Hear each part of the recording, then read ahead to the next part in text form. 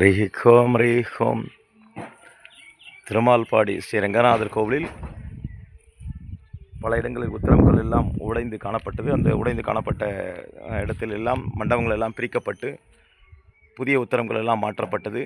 இப்பொழுது அதன் பிறகு கோவிலில் பல இடங்களில் ஒழுகி கொண்டிருந்ததால் கோவிலுடைய மண்டபங்கள் அனைத்தும் அர்த்த மண்டபம், மகா மண்டபம், தாயார் மண்டபம், ஆண்டாள் மண்டபம், மடப்பள்ளி, மகா மண்டபம் ஆகிய இடங்களில் எல்லாம் மண்டபங்கள் எல்லாம் வெதர் கோஸ்டிங் என்று சொல்வார்கள். ஏனென்றால் நிறைய இடம் ஒழுகி கொண்டிருந்ததால் அதெல்லாம் பிரிக்கப்பட்டு வெதர் கோஸ்டிங் பிரிக்கப்பட்டு இப்பொழுது புதிய வெதர் கோஸ்டிங் செய்யப்பட்டு சென்னையை சார்ந்த திரு ஏழுமலை அவர்களால் சீனிவாஸ் ஹவுசிங் லிமிடெட் அவர் கூலிங் டைல்ஸ் வாங்கி கொடுத்துள்ளார். அதை கோவில் மலைக்கு எடுத்து வந்து சேர்த்து விட்டோம்.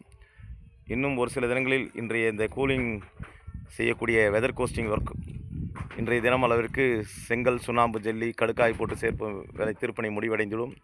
இதன் பிறகு எம்சான், மணல், கூலிங் டைல்ஸ் வைத்து இதன் மேலே இந்த வெதர் கோஸ்டிங் என்று சொல்லக்கூடிய இதன் மேலே கூலிங் டைல்ஸை ஃபிக்ஸ் செய்யும் நிகழ்ச்சி நடைபெற வேண்டும்.